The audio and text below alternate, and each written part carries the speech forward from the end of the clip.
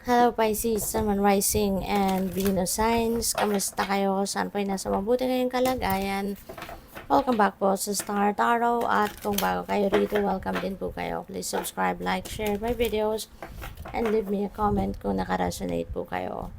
Pisces, all tied up. Ayan, so parang nakagapos, no? Restricted, no? Feeling restricted kayo or maybe talagang restricted kayo for some reason. Pero gumaganda na yung aura ninyo, no? Nagliliwanag yung aura ninyo. This represents you, no? So, pwedeng nararamdaman na ninyo ngayon na it's about time na to change, di ba? The course of your life. Baka ngayon nagkakaroon na kayo ng enlightenment, nagkakaroon na kayo ng lakas ng loob na kumawala, no, sa restriction na yan. Iba-iba eh. Pwedeng self-imposed restriction yan, po pwedeng you are being restricted by someone, or po pwedeng restricted kayo ng situation. No? So, depende yan sa inyong sitwasyon. But yeah, whatever the case may be, parang kakawala ka na sa pagiging restricted dito. Kakawala ka na sa pagiging prevented dito to be you. You know, or para magawa ninyo yung mga gusto ninyong gawin. Magbabago na ang inyong sitwasyon. There's a butterfly dito. And butterfly signifies change. Tapos 23 becomes 5, no? Kasi 2 plus 3 is 5. So, sumisigam ng pagbabago yung card na to para sa'yo. So, pwedeng yun na ang naiisip ninyo, yun na ang gagawin ninyo. Nababaguhin mo na yung inyong sitwasyon. Kakawala ka na sa pagkakatali at magiging malaya ka na. Papalayain mo na yung sarili mo from whatever kind of restriction this is, no, sa buhay mo. So, good for you. So, what else? We have 47, the thinking woman. Ayan. So, maybe ang iba sa inyo dito nag-aaral or mag-aaral muli. Ano? Baka magma-masters. Or baka meron kayong something, no? Na gusto ninyong matutunan, gusto ninyong alamin, gusto ninyong madiskubre. Kaya, kayo ay mag-aaral. Maaaring naghahanap kayo dito ng mentor, ng teacher, 'di ba? Na makakatulong sa iyo, na matutunan mo kung ano man itong something na interested kayong matutunan. We also have 5th chakra, Archangel Gabriel. Si 5th chakra natin is the throat chakra. Yan ang lalamunan natin that governs communication. So, pwedeng sa ngayon, pwedeng gagamitin mo na talaga ngayon ang inyong pakikipag-communicate. Magiging honest na kayo sa nararamdaman ninyo. Ilalabas yun ang totoo ninyong nararamdaman, totoong laman ng isip mo. Maybe, ilalabas mo na yan. No?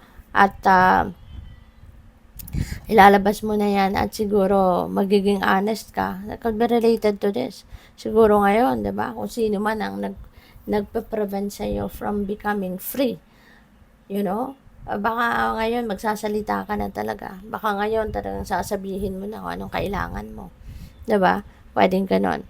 Or baka, sa ngayon, you are going to be honest enough, no? About what you want to say. 'Di ba? About what what your feeling is or what your thinking is. Yung ganon, no? So, good luck sa iyo dyan, Pisces. And by the way, maraming salamat for subscribing to my channel. If you haven't subscribed yet, subscribe na po kayo. Okay? At maraming salamat din sa mga hindi nag-skip ng ads. Thank you for your support. At please click the join button po sa baba ng video, no? Kung gusto po ninyong mag-member sa channel. We have, oh wow, welcome abundance into your life. Wow, what a blessing, di ba? Prosperity is on its way to you. Have faith that source will heal your financial challenges. So, eto na. Magkakaroon na kayo ng pera. Magiging masagana na kayo pagdating sa inyong kaperahang aspeto. At kung ano man ang pagkukulang, no, sa inyong kaperahan sa ngayon, mapupunuan mo na yan. You know, there is going to be some financial breakthrough coming in. At kung meron siguro, eto na yung time ninyo na makakaluwag-luwag na kayo sa pera. Mabibili nyo na yung mga kailangan ninyo. Mababayaran nyo ng mga utang, kung meron, di ba? Yung mga ganun ba? So, your financial challenges will be healed, no? So, siguro kung ano talaga mga pangangailangan ninyo ngayon, Sa pera, yan ay matutugunan mo na. Kaya napakaganda. You're blessed. Your vibration is rising. This is the time of great spiritual growth for you. You are evolving to occupy a higher energetic frequency. Kaya napakaganda. When your vibration is high, ibig sabihin nito na kung yung kunyari mga minimithi ninyo, mga desires ninyo, mga wishes ninyo, maaring mag-come to fruition na yan.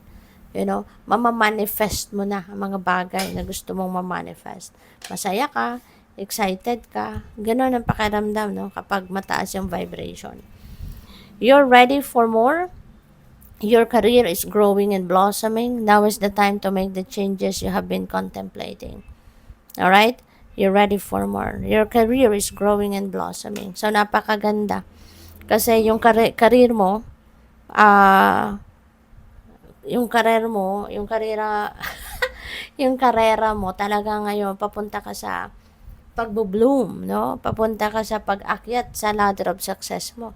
Papunta ka sa pagtatagumpay mo, Pisces. Kaya napakaganda. So, marami din na maaaring opportunity na dadating dito sa inyo para ito ay mabago mo pa, ma-adjust mo pa, para mas lalong umalagwa, yung karera mo. Kaya good luck sa'yo. Thank you for watching Love and Light. Namaste.